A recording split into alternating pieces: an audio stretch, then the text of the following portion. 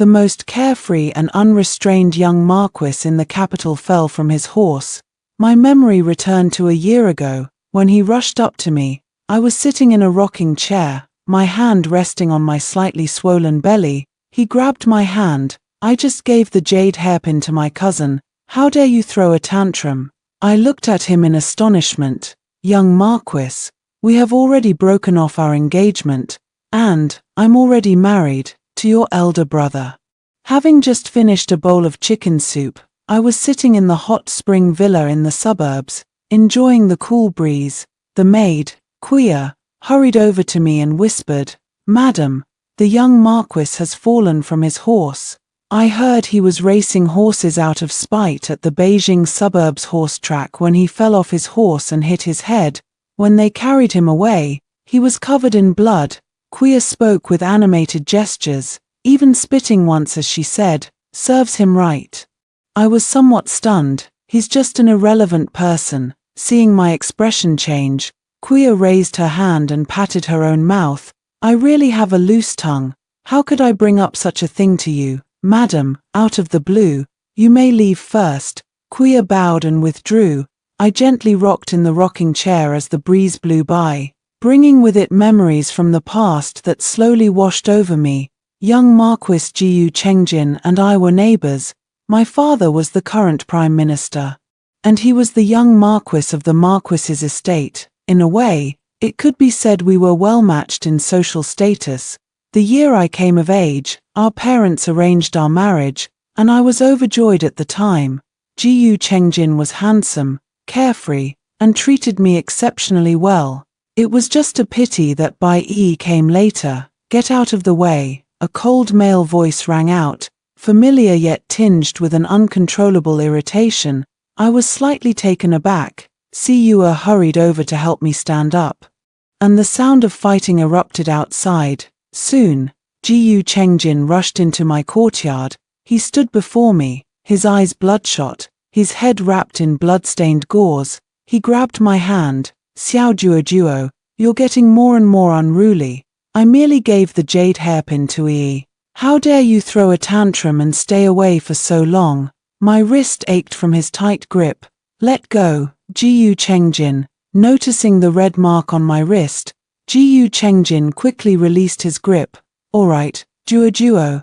Come back with me now." I frowned. "Jiu Chengjin, we've already called off the engagement." Jiu Chengjin scoffed. "Nonsense. I know you too well. You love me so much. How could you bear to break off our engagement? There's a limit to throwing a tantrum. All right, let's go back. You like jade hairpins. Next time I find a better one, I'll give it to you." Jiu Chengjin turned and habitually beckoned to me, just as he always had. Every time he waved, I would follow his steps, but this time, I didn't move. Jiu Chengjin seemed to be holding back with great restraint. He took a deep breath, turned around, and even wore a hint of gentleness on his face. He said, "I know you feel uneasy in your heart. E and I grew up together since childhood, and you're afraid I might have feelings for her. But I only see her as a sister." I frowned. The jade hairpin incident happened a year ago. We called off the engagement because of that jade hairpin. Yet Jiu Chengjin seems to have forgotten everything that happened over the past year. "Jiu Chengjin, you've lost your memory." Jiu Chengjin was stunned for a moment, then smiled indifferently. "The imperial physician said I might have lost some of my memories." "Nonsense, my mind is perfectly clear right now. I know exactly what happened." Duo, come with me. Our marriage has been put on the agenda. Now is not the time for fooling around. He reached out to pull me again, and I quickly took 2 steps back. Quia stepped in front of me to block him. "Young Marquis, my lady has long since had nothing to do with you." "Lady?" Jiu Chengjin frowned and coldly snapped. Xiaotsue glared at him and nodded. "Yes, my mistress is already married." Jiu Chengjin looked at me, then at Xiaotsue, and suddenly burst into laughter. "Married? Who could she marry besides me? If you're having a quarrel and lying, couldn't you come up with a better excuse?" My breakup with Jiu Chengjin had caused quite a stir. My father is the current prime minister, But I was not raised by his side. I was born with a frail constitution. At that time, my father had just been promoted, and I could not endure the hardships of travel. He had no choice but to leave me in the care of my grandmother. When I first returned to the Prime Minister's residence, everyone told me that I had grown up in the countryside and could not compare to the noble young ladies in the capital. They advised me to be cautious in my words and actions and to avoid causing trouble. The young masters and ladies in the capital have been pampered since childhood and are accustomed to being arrogant and domineering. I came from the countryside, so naturally, I became the target of their bullying. I was dark-skinned and small, often mocked by the noble young ladies. During that year's hunting trip, I was trapped in the mountains by the eldest daughter of the Minister of Personnel. She was a close friend of my own elder sister, who couldn't stand seeing me receive our parents' affection, so they conspired against me. My maids were sent away, leaving only one by my side. The night gradually deepened, and the dappled shadows of the trees in the forest resembled beasts ready to devour anyone. Terrified, I hugged myself tightly and slowly walked in one direction. Suddenly, I heard a painful groan and found the injured Jiyu Chengjin in a nearby pit. I knew Jiyu Chengjin. He was the young Marquis, a notorious figure in the capital. Upon seeing me, Jiyu Chengjin immediately warned, "I'm warning you, don't tell anyone about my current state." Of course, I didn't dare say it, but I knew that following him would definitely lead to being found. I sat down beside him. The night was deep, and those searching for us hadn't arrived yet, but both of us were hungry. I started a fire by drilling wood, caught a wild chicken, and picked some wild vegetables and mushrooms. Jiyu Chengjin said he disliked it, but in reality, he ate more than half of the chicken. Early the next morning, when we were found, we were only a bit tired and otherwise unharmed. From then on, Jiyu Chengjin considered us to be life-and-death friends who had shared hardships, and he began to protect me, warning the noble ladies and young masters in the capital not to bully me. My life clearly improved. My father had a serious talk with me, wanting me to understand that the young Marquis was a member of the imperial family, while I was merely the daughter of a minister. I had to yield to him and take on the responsibility of looking after him. I strictly followed my father's teachings, taking great care of Jiyu Chengjin, no matter what trouble he caused. I would quietly help him clean up the mess. Over time, feelings developed between us. Jiyu Chengjin asked his parents to propose to my father on his behalf. Naturally, my father was more than willing, and our marriage was thus arranged. After that, we indeed enjoyed a very happy period of time. It was just that later, Bai arrived. After she came, Jiyu Chengjin's care shifted to her. Jiyu Chengjin, who used to need everything done for him, would consider all the matters that Bai should pay attention to on her behalf.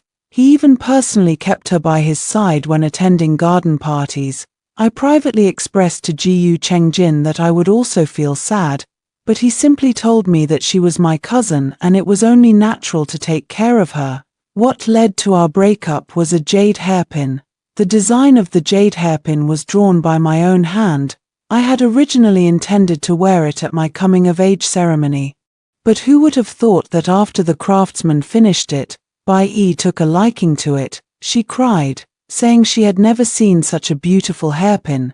Jiyu Chengjin waved his hand and directly gave the hairpin to her. For this, I was furious. For the first time, I did not back down in front of him. If I couldn't get the hairpin back, I would call off the engagement. In the end, we called off the engagement, looking at the willful and capricious young man before me. I composed myself and said solemnly, "Young Marquis, we have been broken off for a year, and I am already married." Jiyu Chengjin opened his mouth, but it took him a long while to make a sound. He forced a laugh. "Impossible." I stared at him steadily, and the smile on his face gradually turned into disbelief and panic. "Xiao Juo, you cannot marry someone else. The one you like is me." Jiyu Chengjin's gaze slowly wandered over me, finally settling on my slightly swollen belly. You've just gained some weight recently. Jiyu Chengjin reached out to take my hand. I took a step back. Jiyu Chengjin, don't be crazy. We've already broken off the engagement, and we've already gotten married. Jiyu Chengjin's eyes suddenly turned fierce. Who did you marry? I'm asking you, who did you marry? His voice abruptly rose, carrying overwhelming pressure. Kuya nervously pulled at me. At that moment, a deep male voice came from outside the courtyard. Follow me. Jiyu Chengjin turned around in disbelief. A man dressed in a dark brocade robe walked in slowly, a faint anger on his face, his lips slightly pursed, looking coldly at the disheveled Jiyu Chengjin before him. Jiyu Chungha walked up to me, guiding me to step back and sit on a nearby chair, creating distance between me and Jiyu Chengjin. I just went to buy some pastries you like. Have some later. Jiyu Chengjin clenched his fists tightly, veins bulging on the back of his hands. He shouted loudly. Xiaojuo Juo, when did you get together with him? He's just a foster son of my family. Jiyu Chungha was the adopted son of the Marquis's household. He was 5 years older than Jiyu Chengjin. When I was a child, following Jiyu Chengjin around, he had already begun studying and practicing martial arts. Whenever we got into trouble, he was the one who helped clean up the mess. Back then, he loved calling me a silly girl. I lowered my eyes, and Jiyu Chungha let out a light scoff. He turned and shielded me behind him, looking at Jiyu Chengjin as he spoke slowly. Young Marquis, care to guess when? To be precise, it was after you called off the engagement. My father and mother arranged the marriage for us, and then we got married. Unfortunately, you were accompanying Miss Bai to the south of the Yangtze River at the time and couldn't attend the wedding banquet. After Jiyu Chengjin and I called off our engagement over the jade hairpin, Bai Yi said she missed her hometown. And Jiyu Chengjin immediately took her south to return to her roots. They were gone for a year, and many things happened during that time. Perhaps he was certain back then that even after the engagement was called off, I would never love anyone else besides him, and I would wait for him to change his mind. Little did I expect that I would turn around and marry his elder brother. Jiyu Chengjin trembled from head to toe. In the quiet courtyard, 2 tall young men stood facing each other. One had a fierce hatred in his eyes, while the other wore the triumphant arrogance of a victor looking down from above. I gently tugged at Jiyu Chungha's hand, tilting my head slightly to look past his arm at Jiyu Chengjin. Little Marquis, after the annulment of our engagement, we have each moved on. It is only because of your fall from the horse and memory loss that you are confusing reality with the past. I believe that after the imperial physicians treat you, your memory will gradually return. No, I don't believe it. If you don't believe it, go ask father and mother, Jiyu Chungha said calmly, looking at Jiyu Chengjin as if he were watching him cause trouble back in the day. Unhurried yet as if something were tightly wrapping around his throat, Jiyu Chungha glanced at me, the corner of his mouth curling into a doting smile. Jiyu Chengjin staggered out, looking utterly lost, as if he had finally accepted reality. When he reached the door, he turned back and gave me one last deep look before leaving. After Jiyu Chengjin left, Jiyu Chungha didn't say much, just sat quietly beside me, but I could tell he was in a very bad mood. I stepped forward and gently tugged at his sleeve. I don't know why he showed up here. Maybe it's because he lost his memory and didn't understand the situation. Jiyu Chungha gently pulled me into his embrace. Xiao Sai said that Jiyu Chengjin and Bai Yi have been traveling outside for a year. As soon as they returned, they went to the suburban horse racing track to compete with others. The reason he fell off the horse was because the person he was racing with told him that you and I are already married. I blinked in astonishment. He didn't even break anything, Jiyu Chungha muttered under his breath. When Jiyu Chengjin and Bai Yi left back then, Jiyu Chungha was so happy he almost set off firecrackers. Who would have thought they would return just 3 months into my pregnancy? He even hopped right in front of me. It would be strange if Jiyu Chungha weren't angry. What can I do when a grown man throws a tantrum? I can only coax him gently with soft words. After a long while, Ji-Yu-Chung-He finally calmed down, having held on to his grievances for quite some time. I laughed so hard I nearly fell over, looking at his aggrieved yet doting gaze. My heart filled with warmth. I was grateful to have met Ji-Yu-Chung-He at my most humiliating moment. That broken engagement nearly cost me my life. If it weren't for Ji-Yu-Chung-He, I'm afraid I would have. Early the next morning, I was still half asleep when the maid announced from outside the door that Bai wanted to see me. I rolled over, hugged the quilt, and muttered 2 words, "Not seeing her." I've never liked Bai. Everyone in the Marquis's household knows that Ji-Yu Chengjin and I are engaged. Yet she deliberately acts weak, asking Ji-Yu Chengjin to take care of her. As for that jade hairpin, I don't believe Bai didn't know I personally designed it for my coming-of-age ceremony. She still spoke to Ji-Yu Chengjin, with an extremely pitiful demeanor, using the tears that most easily stirred a man's protective instincts. I still remember Ji-Yu Chengjin's words at the time. He said, "Duo, you have everything, while has nothing. What's the harm in letting her have this one thing? Yes. What's the harm in letting her have it once? Look, Ji-Yu Chengjin, I didn't just give up a hairpin, I gave you up to her as well. Now, I've already gone our separate ways with them. So why come looking for me, to assert dominance, to provoke, or to beg? Whatever it is, I don't want to see them." I mumbled to myself and fell asleep again. Waking up around noon, opening my eyes, I saw Ji-Yu-Chung-He sitting on the couch by the window reading a book. The broad sunlight fell on the window frame, making his face appear even more strikingly handsome. Actually, Ji-Yu-Chung-He's eyes and brows are even more handsome than Ji-Yu Chengjin's. Every time he gazes at me with those deep eyes, I always feel as if I'm being drawn in, looking at me like that. It seems Madam was not satisfied last night. Ji-Yu-Chung-He's cool voice rang out. My face flushed slightly. Who would have thought that Lord Ji-Yu would be like this in private? Ji-Yu-Chung-He smiled, stepping forward to help me up. Lunch is ready. After we finish, we'll be heading back to the capital. Is the holiday already over so soon? I was filled with 1,000 reluctances in my heart. First, I couldn't bear to part with the comfort of the hot spring villa. Second, Ji-Yu Chengjin had just caused a scene yesterday, and returning now would likely bring a lot of trouble and complications. Yes, court resumes tomorrow, Ji-Yu-Chung-He said softly.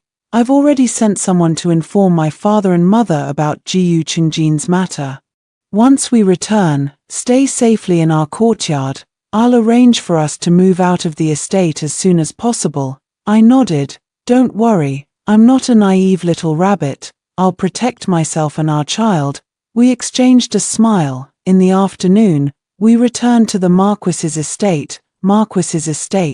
Main courtyard. After Ji-Yu-Chung-He and I returned to the Marquis's estate, we had to pay our respects to my mother-in-law. The Marchioness's expression was exceptionally grim.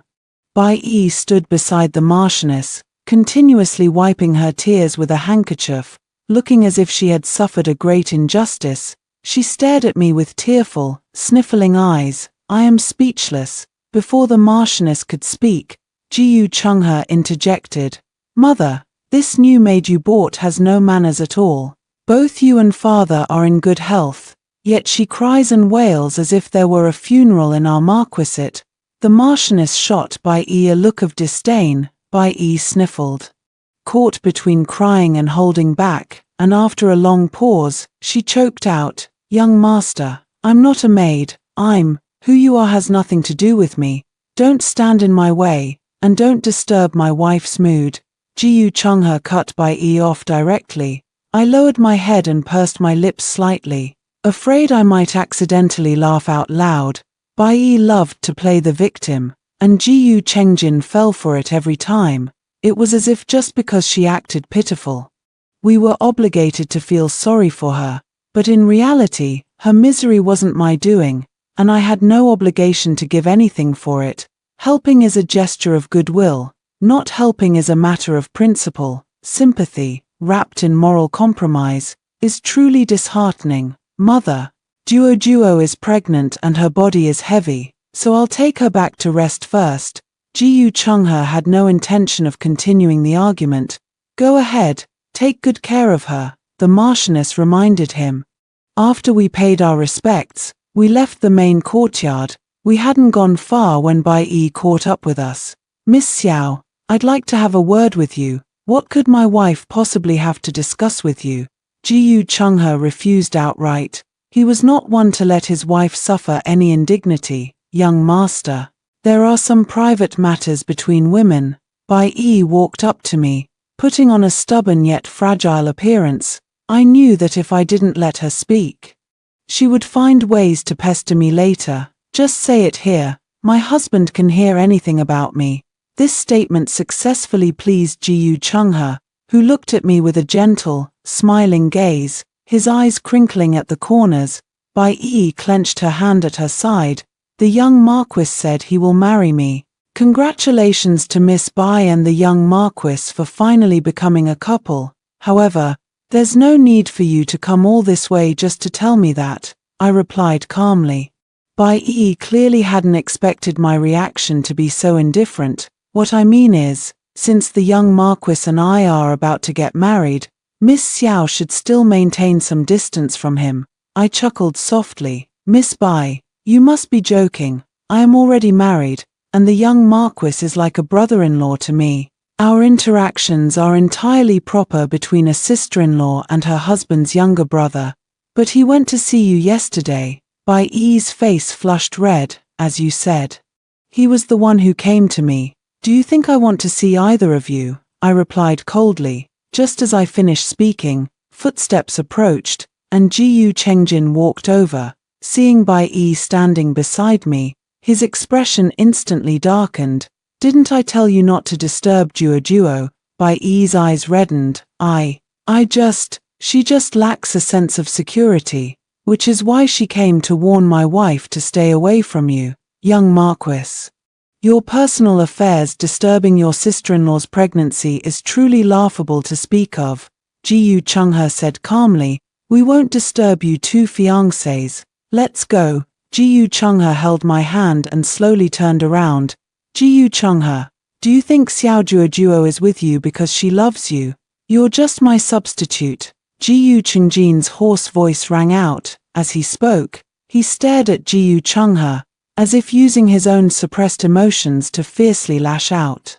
It won't stop until everyone is bruised and blooded. I tightened my grip on Ji Chungha's hand slightly. I know he really is prone to jealousy. Ji Chungha chuckled softly, wrapping his arms around my waist and carefully protecting my belly. If this kind of cowardly self-consolation can make you happy, then think of it that way. Let's go, my dear. It's time to eat. Our little one must be hungry by now. I smiled helplessly. How cunning it had to be Ji Chungha. I knew he was deliberately provoking Ji Chengjin, but I had to play along. Yes, my husband. The following few days passed with an unusual quietness. Neither Ji Chengjin nor Bai Yi came to see me again. Ji Chungha always returned home to accompany me as soon as he finished his official duties. Kuya and I prepared small clothes and blankets for the baby together. Busy yet warm, one day, I woke up from my afternoon nap. Ji Chengjin appeared in the courtyard once again. I looked at him, slightly frowning. Suddenly showing up at someone else's house is really too annoying. Ji Chengjin stumbled forward, clearly drunk. Duo, I want to drink the hangover soup you make. Kuya was so startled she nearly jumped, immediately positioning herself between us. Young Marquis, if you want sobering soup, just order the kitchen to make it.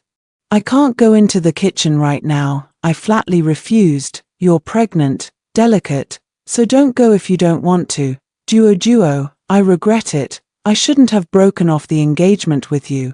I only pity E. Really, you have to believe me. Let's make up, okay? Ji Chengjin looked at me, his voice trembling slightly. Ji Chengjin, you're not a child anymore. I ignored his slightly reddened eyes, my voice cold. You said that as long as I admitted my mistake, you would forgive me.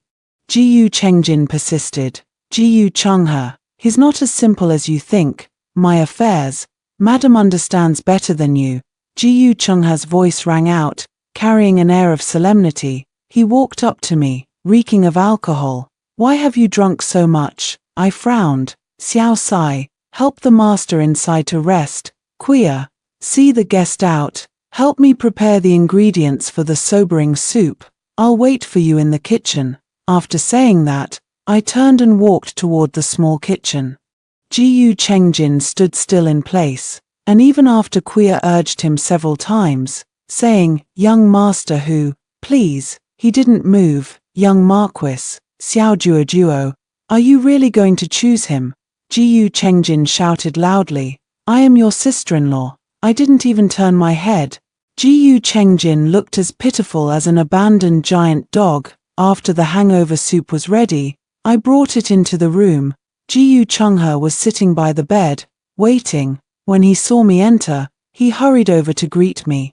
He downed the hangover soup in one gulp, then carefully helped me sit down, grinning foolishly, smiling so foolishly. I lightly tapped him. Jiyu Chengjin wants hangover soup, but there isn't any. I didn't ask for it, but my wife gave it to me. In my wife's heart, is my status much higher than Jiyu Chengjin's? Jiyu Chungha asked, holding my hand. He rarely shows such stubbornness, and even less often does he lack confidence like this. I grabbed the front of his robe and gently kissed his lips. You've already given me a child, and you're still comparing yourself to those unimportant people. My fault. Jiyu Chungha smiled brightly. The next day, Quia returned from shopping and said to me with some excitement, Madam, the marriage between the young Marquis and Miss Bai has been called off. My expression remained indifferent. As long as they didn't disturb me, I didn't care what they did. 2 years ago, I never would have imagined that Jiyu Chengjin and I would end up as strangers to each other. Back then, I was still special to him. During hunts, he would give me his first catch. Whenever he found something novel on the street, he would bring it to me right away. Back then, we would still lean on the wall to chat. He would take me to look at the stars, and on nights when we couldn't sleep and felt hungry, we would sneak into the kitchen together to steal food and cook it ourselves. Once, we had also sincerely and passionately liked each other. Back then, his eyes and heart were filled with me, and I, too, could only see him. It wasn't until later, when I got together with Jiyu Chungha, that he mentioned he had actually been there every time. However, he was responsible for keeping us safe. And the things we secretly took, he was the one who recorded them. The stars we watched together, he saw them too. Looking back now, I still think those years were beautiful. Little did I expect that we would end up breaking off our engagement because of Bai. I wasn't very restricted in the Prime Minister's residence. My mother probably felt guilty towards me and never restrained me, and my father was the same. In their eyes, my marriage to Jiyu Chengjin was the best outcome for me. So, when I proposed to break off the engagement, they were unexpectedly furious, and found it unbelievable. I was just a girl raised in the countryside. Even though I came from the Prime Minister's household, my status couldn't compare to that of my legitimate sister who grew up in the capital. How could I just give up such a hard-won good match? They strongly opposed it. I was beaten with a rattan cane and punished by kneeling in the ancestral hall. I endured it all, and they had no choice but to compromise. It could be said that I risked half my life to break off this engagement. On the night the engagement was broken off, I developed a high fever. In my daze, someone silently took care of me. I couldn't see clearly who it was, but I faintly heard him say, "Silly girl, why are you so stubborn?" He came every night. For the first 2 days, I was seriously ill, but on the 3rd day, as I began to recover, I finally saw clearly who was taking care of me. It was Jiyu Chungha. It was only then that I realized Jiyu Chungha had always had feelings for me. On the day Jiyu Chengjin and Bai left the capital, Jiyu Chungha asked me if I would be willing to marry him. He vowed his favor was for me alone, to take no concubines nor seek pleasure elsewhere. and to have only me in this lifetime, I did not hesitate for long before agreeing. My life is not just my own. I also bear the title of the Prime Minister's legitimate daughter. Although my father and mother did not accompany me as I grew up and may have favored my younger legitimate sister, their love for me was not lacking. They punished me for breaking off the engagement, as I had been discourteous in public. Without such punishment, I would have been unable to stand before others in the future. That night, I knelt inside the ancestral hall, while my parents stood outside, all for an entire night. Although my legitimate sister was jealous that my return had taken away our parents' affection, and she had even set obstacles for me when I first came back, as she grew older, she sincerely apologized to me. Moreover, when I fell seriously ill after breaking off the engagement, she knelt and bowed all the way to the temple to pray for a talisman of peace. If I did not have a good fate, it would affect everyone. Marrying Ji-Yu-Chung-He and entering the Marquis's household, though it initially sounded absurd, was actually the best outcome for me. I don't know how Ji-Yu-Chung-He managed to persuade the Marquis and the Marchioness, but they soon came to propose marriage again, and in no time. I became the center of discussion in the capital once more. Unlike his previous low-key demeanor, Ji-Yu-Chung-He publicly composed poetry in a restaurant filled with talented scholars. Expressing his affection for me, he said that his Duo was the best woman in his eyes. In the past, he had strictly adhered to propriety, but now, with both of us unmarried, he was taking the initiative to propose. He said, "I wish to win the heart of one person, and never part until our hair turns white." After our marriage, Ji-Yu-Chung-He took even better care of me. He knew all my preferences and genuinely considered my well-being. Gradually, my heart began to lean toward him. I couldn't refuse someone whose eyes and heart were entirely filled with me, especially since he was my husband. Our interactions grew increasingly warm and comfortable. When I found out I was pregnant, my mother came to visit and hinted that I should find someone to serve Ji-Yu-Chung-He.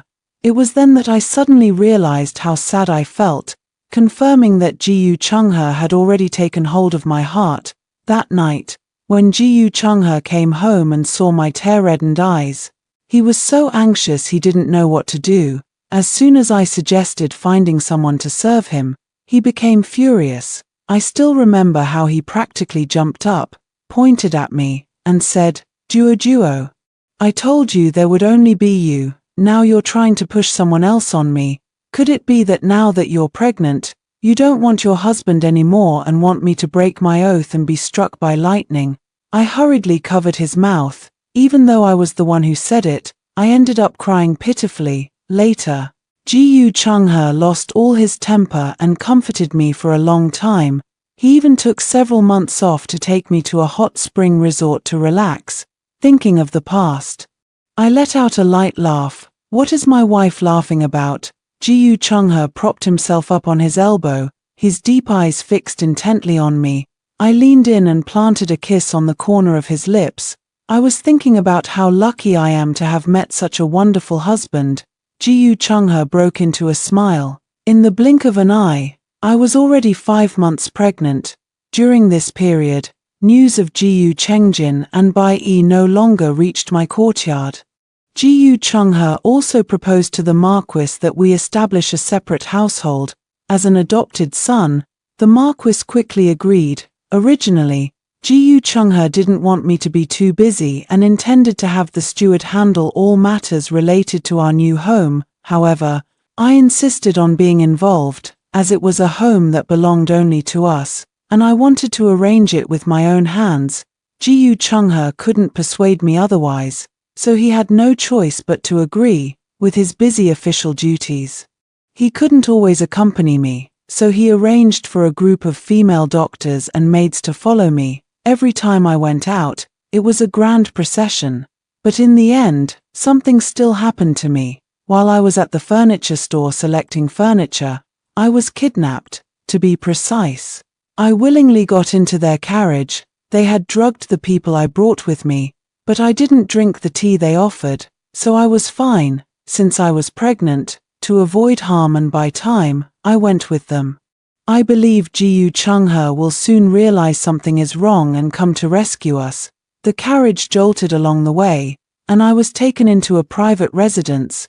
Please slow down, my stomach is heavy and I can't walk fast. I didn't cry or make a fuss, and the person helping me looked at me with some surprise, but didn't give me a hard time. I was led into the courtyard. Bai sat there waiting for me, looking at me, trying hard to maintain a haughty demeanor on her face. Xiao Juo, you bitch. You've finally come to this. Me, Miss Bai. What is this about? What is this about? Xiao Juo, stop pretending to be clueless. If it weren't for you seducing brother Jin, why would he have abandoned me? Now he won't even acknowledge me. Bai shouted hoarsely. Miss Bai, I'm pregnant and busy tidying up my own yard. Why drag a pregnant woman like me into your affairs? I found a seat and sat down, utterly exhausted. I don't know how that sentence managed to anger Bai, but she immediately jumped up, pointing her little finger at my nose. You, me, what did I do? Xiao Juo, you're so quick with words, but I don't care. In any case, I've ended up in this situation because of you, and I'm going to make you pay. Someone, come here. Several burly men rushed in. Beat her to death. Bai pointed at me, her voice trembling as she shouted. Yes. The men raised their clubs and advanced toward me. Bai, have you gone mad? I am the legitimate daughter of the Prime Minister and the wife of Lord Jiyu from the Dali Temple. Do you really think you can harm me and walk away unscathed? I steadied my nerves and spoke loudly. The men indeed halted their actions and looked at Bai.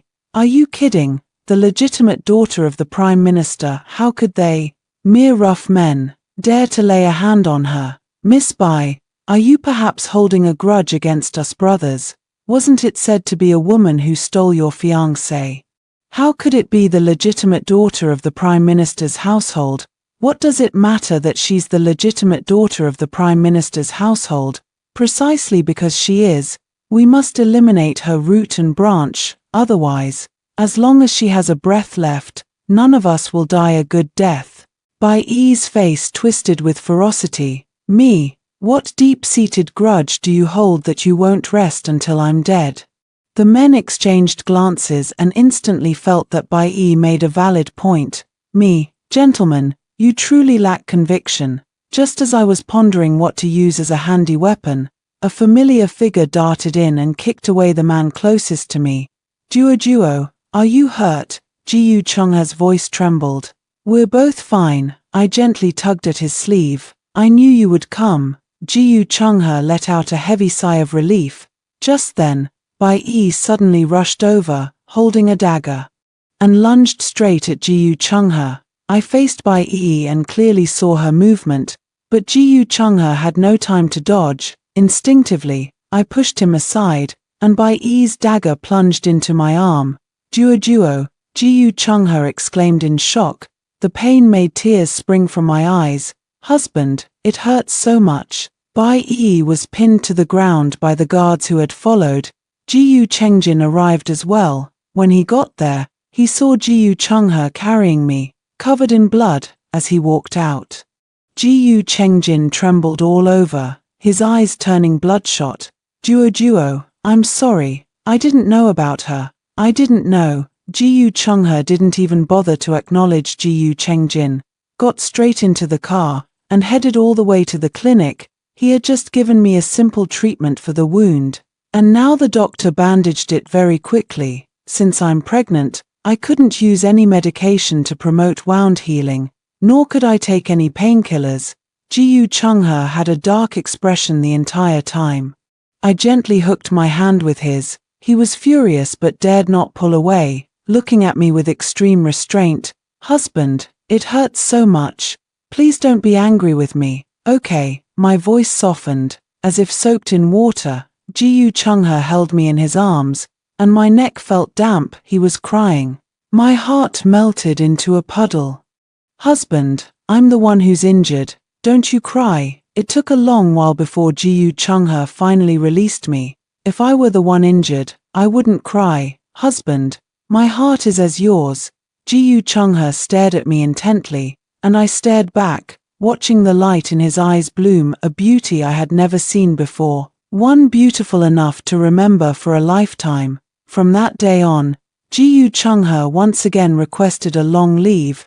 It was said that he wanted to resign from his official post.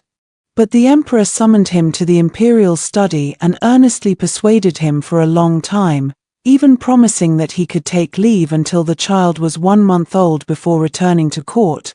Only then did Ji Chung-he not resign. He spent every day hovering around me, handling everything personally. I felt as though I had already lost the ability to take care of myself. I never asked about Bai Yi's fate. With Ji Chung-he's temperament, she probably didn't survive.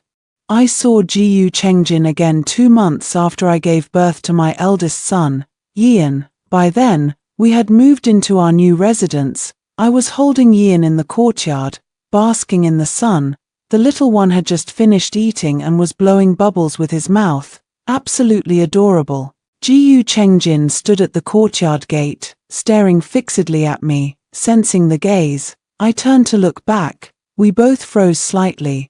I had never seen Ji Chengjin looking so haggard. He was unshaven, had lost a lot of weight, and appeared utterly dispirited. Duo, I'm leaving. I came to see you and the child before I go, Ji Chengjin said softly. I nodded to him, and only then did he slowly step forward. Our Anan is so adorable, I said gently. Yian looked at Ji Chengjin, and after a while, a smile spread across his face. Ji Chengjin swallowed nervously. Can I hold him, I nodded and placed Yian into his arms. Ji Chengjin stiffened for a moment. He held Yian carefully, as if cradling a fragile piece of porcelain, tense yet filled with joy. After the two interacted for a while, I had someone take Yian back to his room. Where are you planning to go? I asked. After going through all these experiences, we have both grown up. I'm joining the army to guard the border, Duo. I'm truly sorry for what happened before. It was my fault for being too willful and for letting my attention wander, Ji Chengjin said sincerely. This was the first time he admitted that he had developed feelings for Bai Yi. It was me who didn't keep our promise. I thought you would always wait for me. I thought I could handle it well. It's my fault. I lowered my gaze and smiled. Let bygones be bygones. I wish you all the best in your future endeavors. Ji Chengjin licked his lips, and after a long pause, he spoke in a deep voice. Thank you. I nodded slightly. Ji Chengjin turned and strode out. When he reached the door, he paused and said, Duo, if Ji Chung-he treats you poorly, if he ever falls for someone else, I will definitely come back for you and Anan. Me. Ji Chengjin quickly walked away. Ji Chung-he took advantage of the night and walked in. Me, what a jerk. I thought I was being generous by forgiving Ji Chengjin so that Ji Chung-he wouldn't be put in a difficult position in front of the Marquis and his wife. But this guy really knows how to stir up trouble. I walked a few steps to Ji Chung-he, husband. I held Anan for too long today, and my arm seems to hurt. I told you not to carry him. Let me see. Ji Chung-he hurriedly pulled me into the room. With my clothes half undone, he carefully examined the wound. Watching his tightly furrowed brow, I leaned in and kissed him. Husband. Later on, I regretted it. Ji Chung-he's stamina was truly impressive. I am Ji Chung-he, nominally the adopted son of the Marquis's household. In reality, I am the Emperor's illegitimate child. This matter is known only to the Marquis himself, so even as an adopted son, my treatment is not poor. Although my adoptive mother does not like me, she has never mistreated me. The first time I saw Duo, she was thin and small, yet she refused to back down in the face of those who bullied her.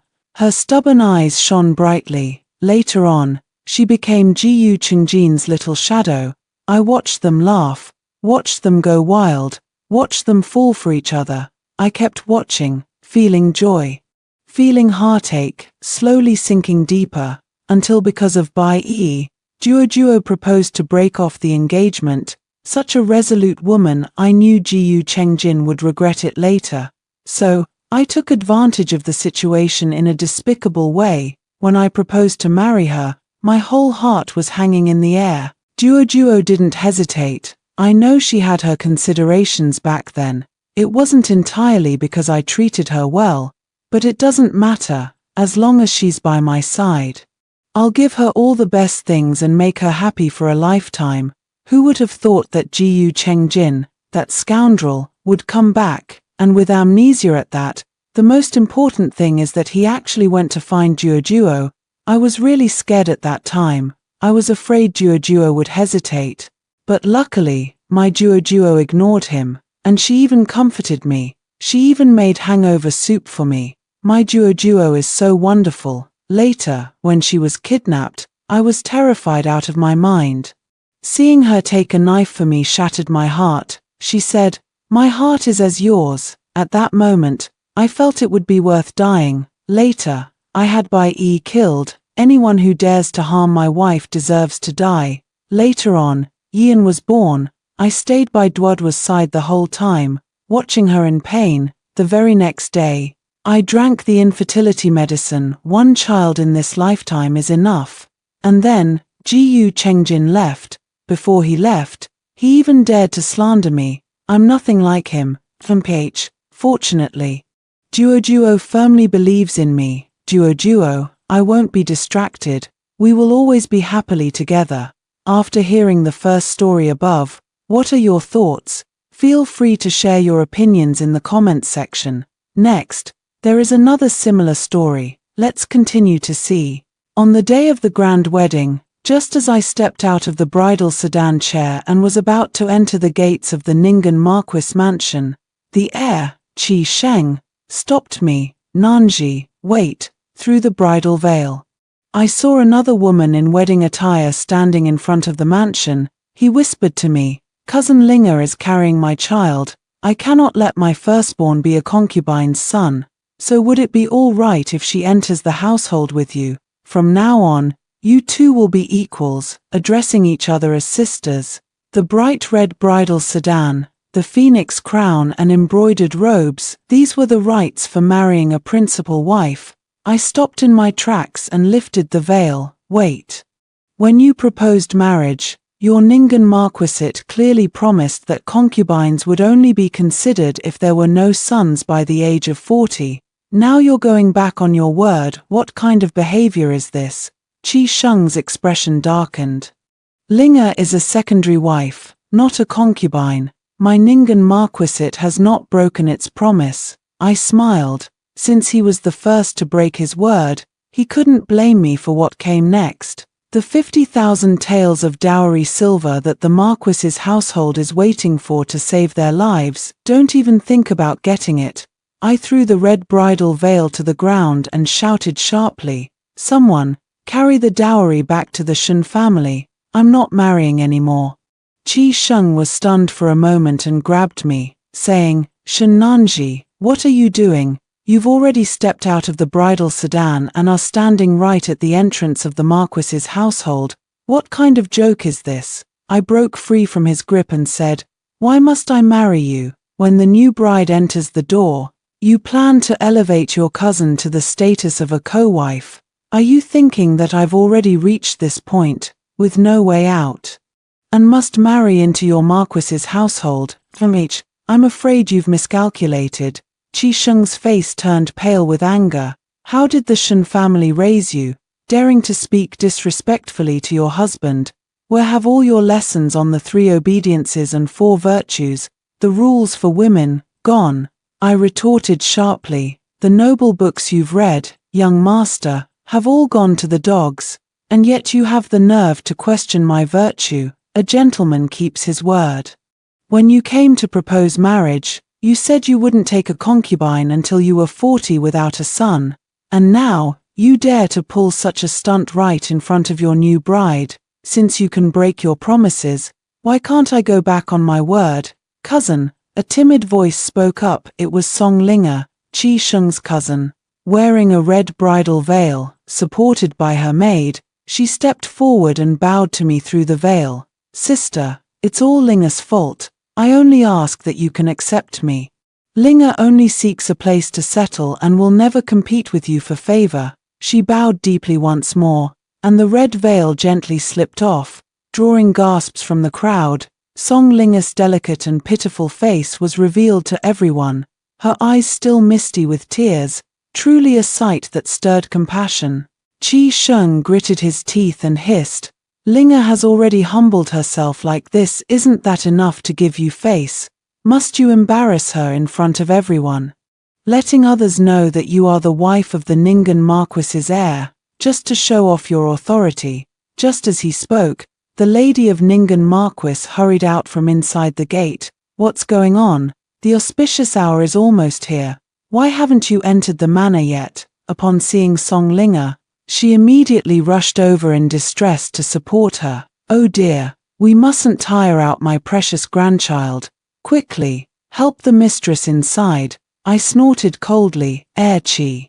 "Since you already have a wife, there's no need to entangle yourself with me any further. Let our engagement be cancelled from now on, and from this day forward, we shall each go our separate ways in marriage." Lady Ningen glared at me fiercely. "Shen Nanji, back then, I saw how obedient you were and went to your family to propose marriage. But how could you not even tolerate your husband having children with another woman?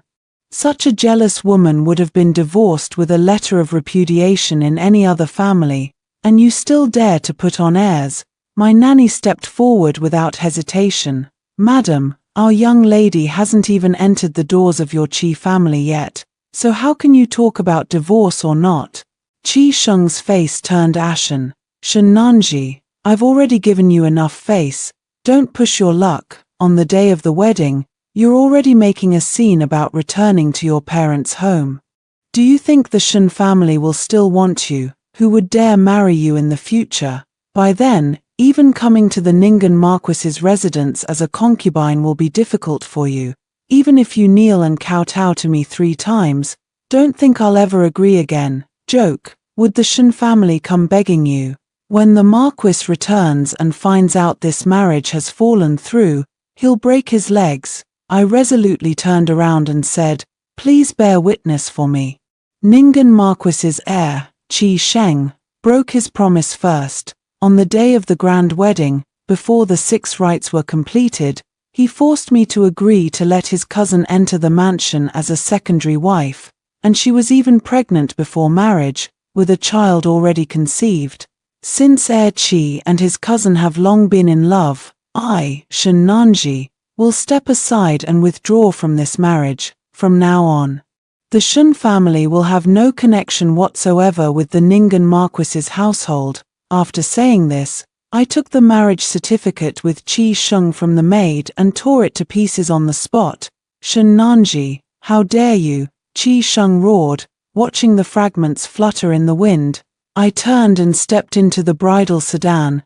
"Carry the dowry back to the Shen family." The onlookers were already in an uproar. This heir of the Ningen Marquis is too much of a bully.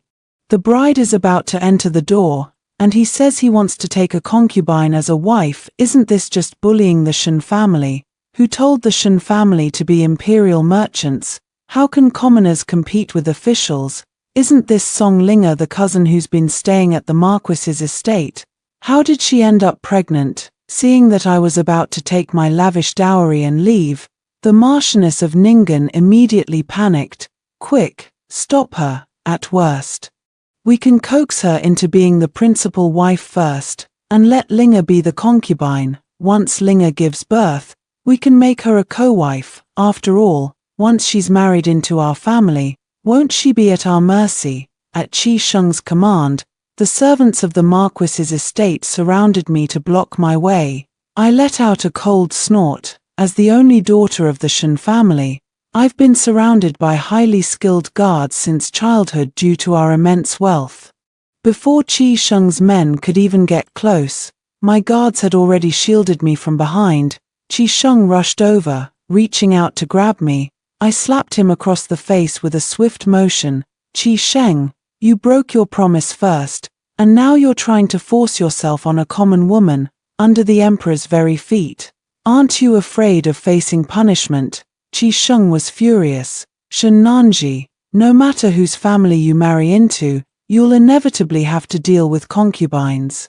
Why put on such an act here? Do you think a large dowry will give you control over your husband's family?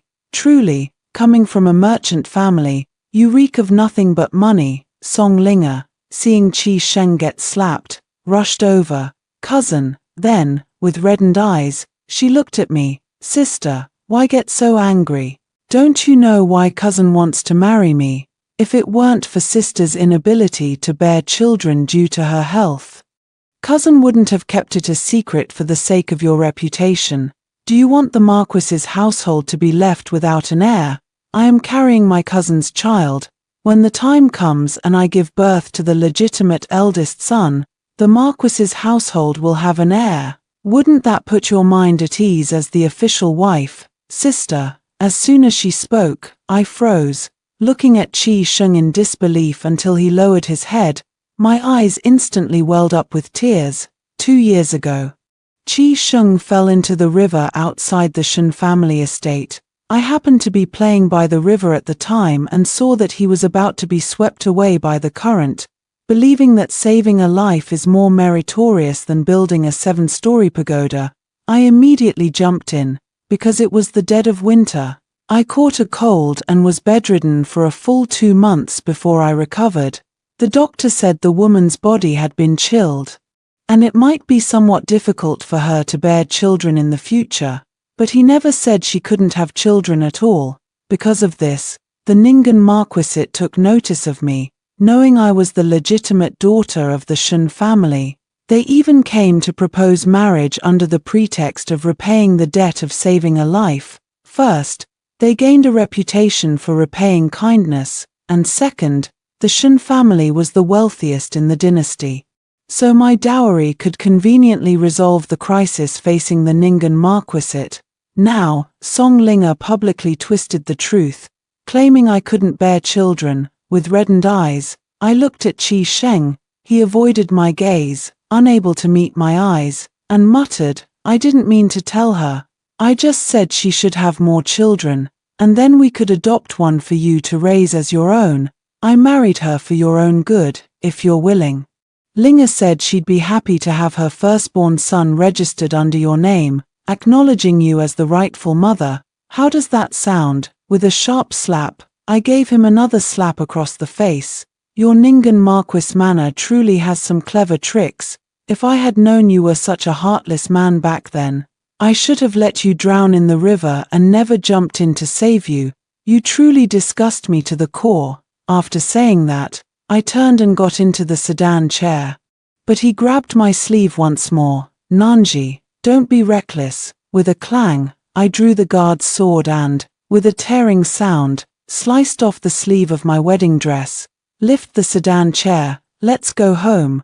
When the bridal sedan returned to the Shen family, the guests had not yet dispersed. My parents, seeing me enter in my wedding dress followed by a grand procession of dowry, were shocked. What happened? I threw myself into my mother's arms. Mother, you must stand up for your daughter. The Ningen Marquis's household is simply too overbearing. After hearing the whole story, my father's face turned livid with anger. Fine, fine. What a fine Ningen Marquis. Since that's the case, let this marriage alliance be called off. From now on, the affairs of the Ningen Marquis's heir have nothing to do with our Shen family. None of you need to show him any favors on my account. Ever since I became engaged to Qi Sheng 2 years ago, my father has spent a fortune like flowing water, using his connections at court to pave a smooth path for Qi Sheng's career. Yet, he actually thought it was all due to his own abilities, having been promoted several levels within 2 years. Little did he know that it was all a road paved with my father's silver. Even other members of the Ningen Marquisate could shop at stores under the Shen family's name without paying, yet it never occurred to them that this would embolden them, making them even more arrogant. The Qi family is in decline, with none of their descendants showing any promise. Their downfall is only a matter of time. Since our Shen family can lift them to the clouds, We can also bring them down into the mud. The next day, news of the Ningen Marquis heir causing trouble for the Shun family's daughter on their wedding day, publicly slapping the bride, and having an affair with his cousin that resulted in a pregnancy spread throughout the capital like wildfire. The Shun family is a royal merchant and immensely wealthy. If I hadn't been engaged to Qi Sheng, suitors would have likely worn down our doorstep, because who doesn't love gleaming silver? Sure enough, as soon as the news broke, the next day, invitations to visit the manor for tea and flower viewing with my mother piled up on the table, many of which came from the powerful and influential families in the capital. Since I was about to marry into the Marquis's household, I had already bribed some informants there to prepare for any unforeseen circumstances. Now, they sent word that after I left, Qi Sheng had held a wedding ceremony with that Song Linga. The lady of Ningen Marquis's household even said with a look of disdain, "Sheng'er, I absolutely forbid you from going to the Shun family to appease that Shun Nanji. Thinking she can control our Marquis's household just because she has a generous dowry pa. I'll make her understand that a merchant's daughter is only fit to be a concubine in a noble family. Allowing her to be a secondary wife is already giving the Shun family face. Once your father returns, we'll go to their door to demand an explanation. If she doesn't double her dowry by then, she can forget about ever stepping foot into our Ningen Marquis's household again." Song Linga also chimed in from the side, "Husband, the news that sister cannot bear children has already spread. Who would marry her in the future? She has nowhere else to go but to marry you. Mother is right, let her cool off for a few days, break her spirit, and make her understand that you are her only refuge." Qi Sheng thought it made sense and felt completely at ease. He spent a sweet and harmonious period with Song Linga. Unexpectedly, 2 months later, the Marquis of Ningen rushed back to the capital, holding the secret letter that had been sent to him in the capital. He stormed in and gave Qi Sheng a hard kick. "You fool, I worked so hard to secure this marriage for the Marquis of Ningen estate, and the bride was almost at the door, yet you managed to ruin it. Take gifts with you immediately, whether to apologize or coax her, and bring her into this household at once." Lady Ningen, who screamed, "My lord, why did you hit Sheng'er? That Shun Nanji shows no respect for her elders, disobeys her husband, and lacks any semblance of virtue. Someone like her should consider it an honor to even enter as a concubine." The Marquis was furious. "Silence, a doting mother ruins her son. Do you think the Shun family is an easy target? Royal merchants. Royal merchants, the Shun family's aunt is the emperor's newly appointed imperial consort. Countless people are waiting to win over the Shun family, as long as Sheng'er marries her. His rise to prominence is just around the corner," the Marchioness murmured, "but she's a merchant's daughter. How can she be taken as the principal wife?" The Marquis's face turned ashen. "Don't you dare mention merchant's daughter again. She is your son's savior, making a savior a concubine. Do we still want the face of the Marquis's household? Once she's married into the family, we'll secure the wealth, fill the household's deficits, and then have the imperial consort whisper a few words in the emperor's ear. What worries could there be for Sheng'er's future? What utter foolishness! What on earth were you all thinking? A perfectly good match has been ruined by your actions. You and your son must go immediately to apologize and beg for her return. Furthermore, does that Song Linga even have the qualifications to be a secondary wife? You must remember that the marriage contract clearly states that the Shun family's daughter is the principal wife. How could you do such a thing on the wedding day, offending the noble guests from the palace? Are you trying to bring ruin upon the Qi family even faster? When you go to the Shun family, take Song Linga with you. Make it clear to the Shun family that Linga is merely a concubine, so they can rest assured, the Marquis's wife and Qi Sheng, startled and sweating profusely from the Marquis's reprimand, immediately prepared gifts and headed to the Shun family. As soon as Qi Sheng entered the Shun household, he knelt down with a thud before me, saying, "Nanji, It's all my fault. I've come to apologize to you." The Marquis's wife also took my hand and said, "Shunga was drunk that day and acted foolishly. Nanji, don't blame him." After sobering up, he realized his mistake and fell seriously ill from the shock. "He only started feeling better yesterday and came to apologize to you. Look, these gifts were all personally chosen by Shunga. He said he will choose another auspicious day to marry you as his lawful wife with a grand procession of 8 sedan chairs." Qi Sheng nodded, kneeling and moving to my side. "Nanji, rest assured. Song Linga has been demoted to a concubine. She will never surpass you." Song Linga looked at me with reddened eyes. "Sister, from now on, I will respect you as my superior and dare not overstep my bounds again." Father slammed the table. "Is my Shen family's legitimate daughter someone you can marry or discard as you please? Guards, throw all these things out, escort the heir and the Marchioness out as well. Our Shen family cannot afford to associate with your Marquis's household. I have already chosen a suitable husband for my daughter, Heir Qi. You may marry someone else." The Marquis's wife darkened her expression. "We have humbled ourselves to apologize, and you should know when to stop. Besides the Ningen Marquisate, who else would dare to take your daughter? A merchant's daughter, unable to bear children, is only fit to be a concubine in a noble family. We gave her the status of a legitimate wife only out of respect for Her Highness. Don't be ungrateful for the face we've given you. Now we have even demoted Linga, who is carrying the Marquisate's eldest grandson, to a concubine. What more do you want? Mother, why aren't you playing with Juju today?" A toddler around 2 years old rushed over and hugged my leg, as adorable as a jade snowball. Qi Sheng's face turned pale. "What did she call you?" Pearl clung tightly to my leg, looking at Qi Sheng. "Mother." Qi Sheng stood up, his face dark, and slapped me hard across the face. "You wretch! How dare you cheat on me behind my back?" The Marchioness screamed. "You, Shen Nanji! You hid the fact that you had a child from our Marquisate, and she's already this old. Do you know that someone like you should be drowned in a pig cage? Now, if you want to marry into the Marquisate, don't even think about it without a dowry of 1,000,000 taels. Shunga, I'm sorry for you.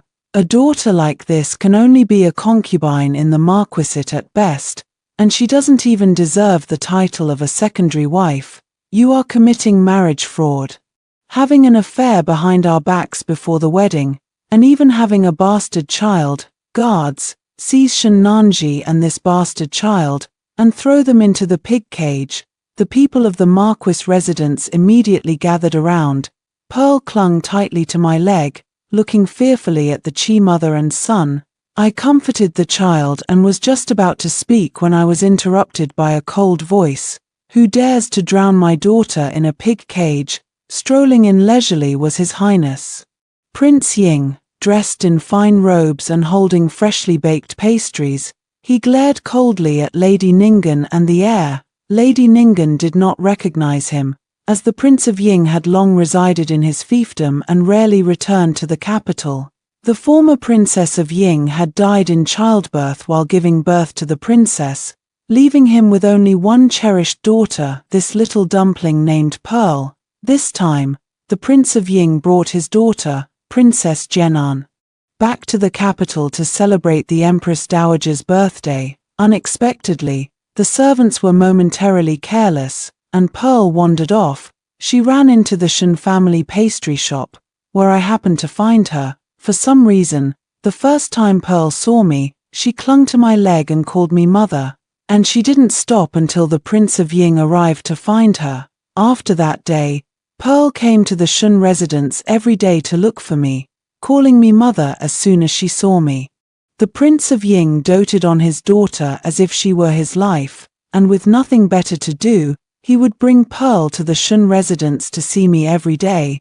Pearl always calls me mother, which truly puzzles me. The Prince of England explained that it might be because Pearl's birth mother loved making pastries and always carried the sweet scent of baked goods. Perhaps Pearl smells the same fragrance on me, finds it familiar, and thus mistakes me for her mother. at this moment. The Prince of England looked at the Marquis of Ningen and his mother, his voice stern as he asked, "Who are you?" The Marchioness of Ningen did not recognize him and pointed at him, jumping up. "Shenanji, is this the bastard you had with this wild man? Good, come quickly, seize this adulterous couple. If we don't drown you in the pond today, my chief family will lose all face." The guards of the Ningen Marquis mansion rushed forward to seize Prince Ying and me. Prince Ying sternly shouted, "How dare you?" The late Prince Ying was the second son of the Empress Dowager, but unfortunately, he died young, leaving only Prince Ying as his sole heir. The Empress Dowager doted on this imperial grandson exceptionally, personally raising him to adulthood, since he lost his father in infancy. The Empress Dowager doted on him even more than on the Crown Prince, as a member of the imperial family. A golden branch and jade leaf, his sudden roar revealed the imposing aura of royalty, startling the guards into inaction. Qi Sheng stepped forward. "Why aren't you taking action, Shenanji? I originally intended to preserve your dignity and give you a proper status to enter our household. I never expected you to be this kind of person. If we hadn't arrived unexpectedly, we might never have uncovered your disgraceful deeds." The Marchioness began shouting and making a scene, even causing a commotion outside the main gate, drawing a crowd of commoners. "Everyone, come and see, the Shen family has raised such a shameless daughter, who cheated on her fiancé and even gave birth to an illegitimate child. Pa, with that kind of quality, she still dreams of marrying into our Qi family." In her dreams, Song Linga fanned the flames from the side. "Sister, since you are engaged to my husband, how could you betray him and do such shameful things? You're embarrassing the Marquis's household. How will you ever enter the family in the future?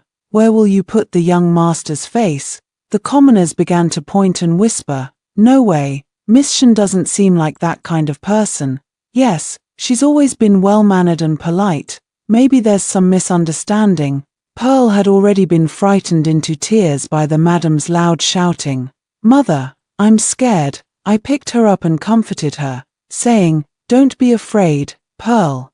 The Marquis's wife pointed at me and shouted, "Did you all hear that? That bastard called her mother. Now the evidence is clear. Such a lowly woman, shouldn't she be drowned in a pig cage?" The Prince of Ying, however, laughed. "In all my years, this is the first time I've heard someone say they want to drown me in a pig cage. How novel. If I hadn't known the Prince of Ying for over a month, I wouldn't have dared to believe that the renowned Prince of Ying was actually someone who loved to stir up trouble like this." I glared at him reproachfully. "Your Highness, this is no joking matter." The belatedly arriving Marquis of Ningen looked at the tightly packed entrance of the Shen family, squeezed his way in, and asked, "What's going on?" Upon seeing the Marquis arrive, the Marchioness of Ningen felt she now had someone in charge and immediately straightened her back, commanding the servants, "With the Marquis here, what is there to fear from the Shen family and this wild man? Tie them up and parade them through the streets."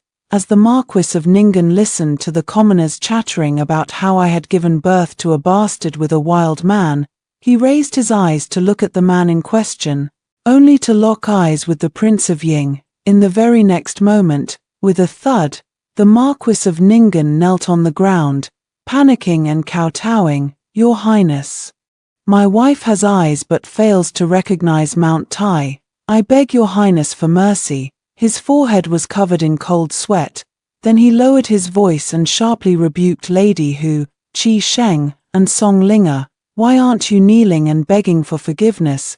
This is His Highness, Prince Ying." Lady Hu's previous over, hearing a few words of the conversation. They covered their mouths and laughed, their eyes filled with disdain as they looked at him. Qi Sheng flushed red and said loudly, "Shenanji, the only reason you don't want to marry me is because you've latched onto the high branch of Prince Ying. You say that if you marry me, you'll have a concubine's son under your knees. But if you marry Prince Ying, won't you just be a stepmother to someone else's child? Even though you've become a county princess, you're still from a merchant family. Do you really think Prince Ying would marry you?" don't dream. At most, he'll take you as a concubine. Do you really think you could become his principal consort? Take a good look at your own status, a lowly merchant trying to climb into the royal family. Dream on, I'm telling you. Besides me, no one in the entire capital would be willing to marry you. The women of the Shen family were shackled by the label of merchant. Even Shen Nanji's aunt, who had enjoyed unwavering favor since the day she entered the palace, was held back at the rank of consort for a full 10 years due to her humble origins. I tightened my grip on the handkerchief, about to retort when I was interrupted. When did I ever say I would take Miss Shen as a concubine? It was Prince Ying. Holding Pearl in his arms, Qi Sheng's face drained of color as he watched Prince Ying approach slowly, his presence overwhelming. Young master of the Ningen Marquisate. What a bold statement. Aside from you, is there truly no one else willing to marry Miss Shen? Are you unaware that since her engagement with you was broken off, the marriage proposals on her desk have nearly piled up? Not everyone is as blind and foolish as the Ningen Marquisate. Miss Shen, a lady of noble lineage, is virtuous and graceful. I, the prince, was captivated by her at first sight and have already informed the Empress Dowager and the Emperor, as long as Miss Shen agrees. A marriage decree can be issued immediately. The noble ladies nearby gasped in surprise, covering their mouths as they looked at me and Prince Ying, their eyes filled with astonishment. Qi Sheng stared blankly at His Highness the Prince of Ying. But Shen Nanji comes from a lowly background. How could you be willing to marry her? You may not know yet, but her health is damaged, and she cannot bear children. The Prince of Ying cut him off. Be careful with your words, Lord Qi. Miss Shen injured herself to save you. Not only do you fail to show gratitude, but you also use this to threaten your own benefactor. How can someone like you be worthy of inheriting a noble title? A grown man acting like this is truly shameful. After speaking, the King of England signaled to me, Miss Shen, Pearl insisted on coming to find you early this morning. I'm afraid we'll have to trouble you again today. Pearl had already rushed into my arms. Mother. Father said he's taking us to the 100 Flavors Pavilion today to try the seasonal chrysanthemum feast. They have chrysanthemum cakes and chrysanthemum jelly. I took Pearl's hand and slowly walked outside. Yes, I know, because the 100 Flavors Pavilion is actually owned by me. And, Pearl, you mustn't call me mother anymore. In the future, your father will find you a real mother. Only a noble lady from a distinguished family can be your mother. Who said that? The Prince of England suddenly interjected from behind us, startling me. I stared at him wide-eyed. He looked at me calmly. Everything I just said is true. I have already expressed my intention to marry you to your parents, and now I'm only waiting for your consent. After speaking, he lowered his head to look at Pearl. Pearl, would you like Miss Shen to be your mother? Pearl blinked her eyes and hugged my leg tightly. She is Pearl's mother. I blushed with embarrassment. But the doctor said my health might not be suitable for bearing children. He interrupted me. I don't care about that. Having children is a matter of fate. Besides, we still have Pearl. If you are willing to marry me, after the wedding, I will take you to my fief in Jiangnan, far away from all these troubles. You can also expand the Shen family's business to Jiangnan. It's a prosperous region, and I believe the Shen family's business could reach new heights there. I couldn't bear to interrupt him, but the Shen family's business had already expanded to Jiangnan long ago. Seeing that I wasn't speaking, Pearl shook my leg and asked, Mother, don't you like Pearl? My heart melted like water, and I pinched her little round face. All right, I'm willing to be Pearl's mother. A few days later, the imperial decree appointing me as the Princess of Ying was issued. The Shen residence opened its main gate to receive the decree. And my aunt also sent close attendants to bestow gifts of grace. The capital was in an uproar.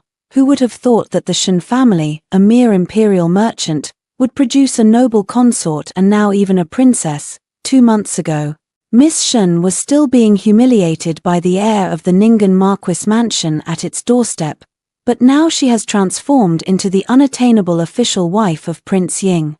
The Ningen Marquis mansion immediately became the laughingstock of the capital. If the heir had married the eldest daughter of the Shen family back then, he would now be the husband of a county princess and the nephew-in-law of the imperial consort.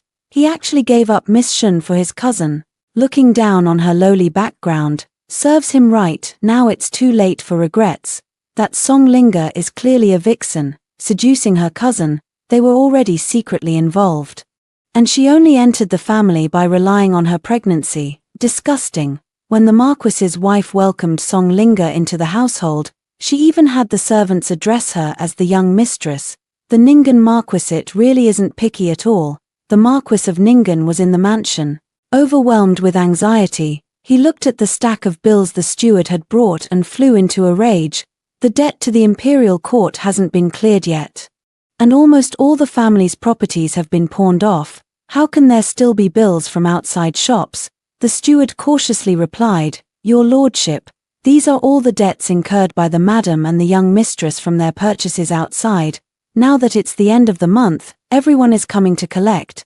The Marchioness of Ningen snatched the bills and exclaimed, "How could we have spent so much?" Then, pointing to a bill of over 5,000 taels, she cried out, "Where did these bills from the 100 Flavors restaurant and the Brocade Pavilion come from? In the past, when we went to buy dresses, jewelry, or dine, we never received any bills.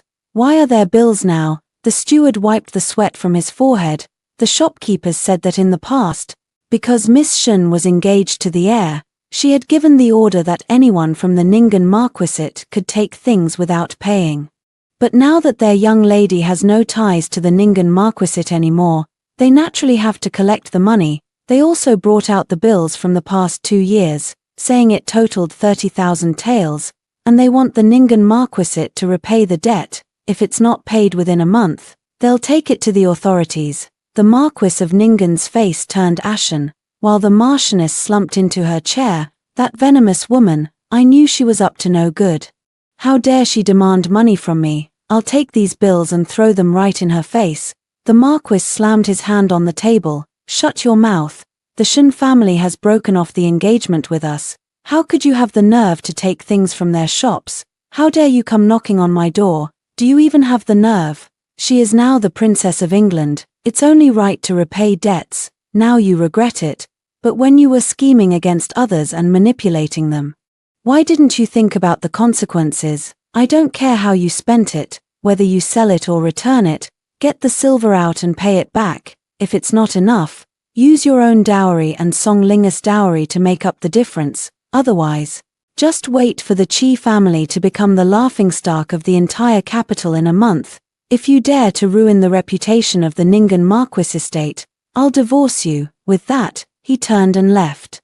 The lady of Ningen Marquis estate wailed and cried out, "Heavens, Shenanji, you are so cruel. How could you harm me like this? My dowry, what am I going to do?" Song Linga collapsed weeping in Qi Sheng's arms. "Husband, I knew nothing about it. I only went shopping with mother. And I only took the items because she said they didn't require payment. Now that they've already been tailored into dresses, how can I possibly return them?" Meanwhile, the lady of Ningen who grabbed Qi Sheng again. "Shanga, think of a way. Shenanji likes you so much, go and coax her. If you can appease her, we won't have to repay the money." Qi Sheng pushed her away sharply. "You may have no shame, but I still have my dignity." The lady of the Hu Manor gritted her teeth, her eyes red as she glared at him. "I have no shame. Who was it that got involved with Linga before the wedding, scheming to control Shenanji during the marriage ceremony?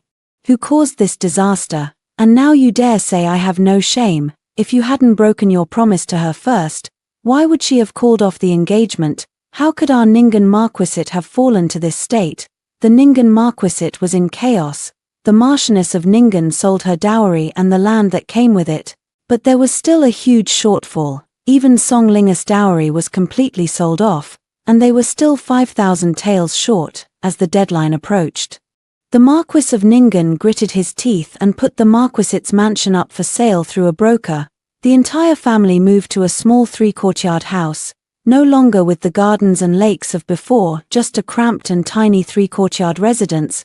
The Prince of Ying had already spoken to the broker, and everyone in the capital knew why the Ningen Marquisate was selling their mansion. No one was willing to offer a high price, and the price kept dropping. In the end, the Marquisate's mansion was sold for several thousand taels below the market price. Holding the last bit of silver, the Marchioness wiped her swollen eyes and said, How can our Ningen marquisate be in such a place? How will I ever entertain the ladies in the future? Where will I put my face? Slap. The Marquis of Ningen struck her across the face. If it weren't for you and your son's fine deeds, how could our Ningen marquisate have fallen to such a state? If you dare cause any more trouble in the future, get out and go back to your hometown.